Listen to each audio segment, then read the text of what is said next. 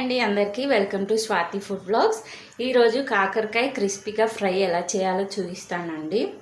ఈజీగా టేస్టీగా చేసుకోవచ్చండి.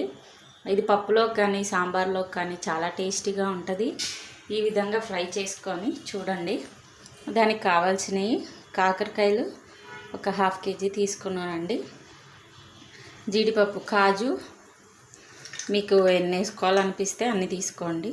కారం, ఉప్పు, పసుపు అంతే. ఇప్పుడు ఎలా చేయాలో చూపిస్తానండి. ఇప్పుడు స్టవ్ ఆన్ చేసుకొని ఒక ప్యాన్ పెట్టుకొని ఫ్రైకి సరిపడా ఆయిల్ వేసుకోండి.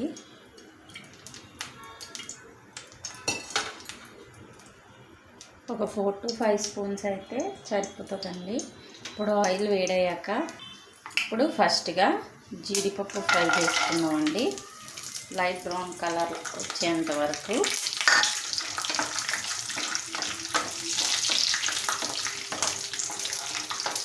చాలా టేస్టీగా ఉంటుందండి. కాకరకాయ తినాలి వాళ్ళు కూడా మంచిగా తింటారు.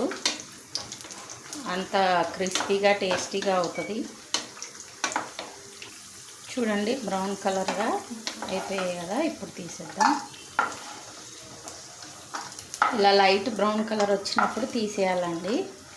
ఎందుకంటే తీసినాక మళ్ళీ కొంచెం డార్క్ అవుతాయి, మళ్ళీ మాడిపోయినట్టుగా ఉంటాయి.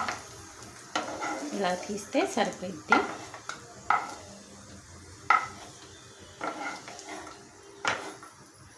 ఇందులో కావాలంటే పల్లీలు కూడా యాడ్ చేసుకోవచ్చండి. ఇప్పుడు ఈ కాకరకాయలని నేను ఈ విధంగా కట్ చేసుకున్నానండి సన్నగా. అప్పుడైతే మంచి క్రిస్పీగా వస్తాయని.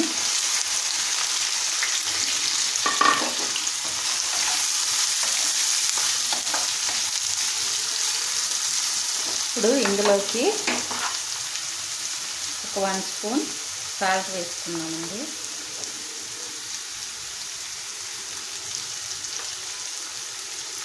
సాల్ట్ వేసుకొని మంచిగా మూత పెట్టకుండా ఫ్రై చేసుకోవాలండి, లేదంటే మెత్తగా అయిపోతాయి. ఇలాగైతే క్రిస్పీగా వస్తాయి. మీడియం ఫ్లేమ్లో పెట్టి ఇలా ఫ్రై చేసుకోవాలి.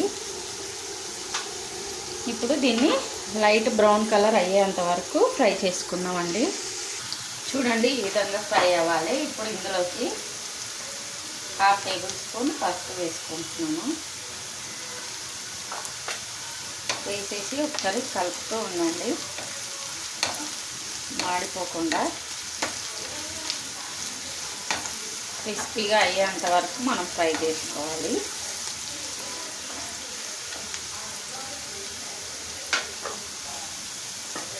ఇప్పుడు చూడండి ఈ విధంగా ఫ్రై అయ్యాయి కదా. ఇప్పుడు ఇందులోకి 1 స్పూన్ కారం వేస్తున్నామండి.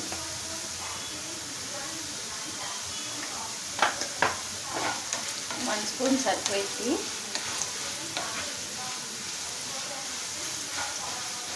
ఇప్పుడు ఇలాగే కలుపుతూ ఉండాలి, లేకపోతే మాడిపోతే. ఎందుకంటే మనం సన్నగా కట్ చేసుకున్నాం కదండి.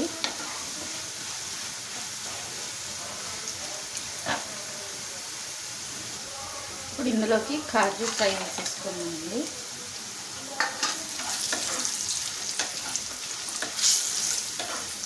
చూడండి మనకు క్రిస్పీగా రెడీ అవుతుంది కాకరకాయ ముక్కలు. మన కాకరకాయ ఫ్రై రెడీ అండి. ఇప్పుడు ఒక బౌల్లోకి తీసుకున్నాం. చూడండి మన కాకరకాయ ఫ్రై రెడీ అండి. మీకు కనుక ఈ రెసిపీ నచ్చినట్లయితే లైక్ చేయండి, షేర్ చేయండి, కమెంట్ చేయండి. అలాగే సబ్స్క్రైబ్ చేయడం మర్చిపోకండి.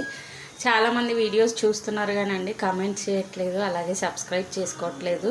ప్లీజ్ కమెంట్ ఏదైనా పర్లేదండి. బాగుందంటే బాగుందని, లేదంటే లేదనైనా కమెంట్ చేయండి. నేను కూడా ఇంప్రూవ్ అవ్వాలి కదండి. అందుకని కమెంట్ చేస్తే నేను కూడా మీరు ఎలా చెప్తారో అలా చేయడానికి ట్రై చేస్తానండి. మీకు కనుక ఈ వీడియో నచ్చినట్లయితే ఇలాగ చేసుకొని ఎలా ఉందో కామెంట్లో తెలపండి. థ్యాంక్ యూ ఫర్ వాచింగ్ అండి. బాయ్.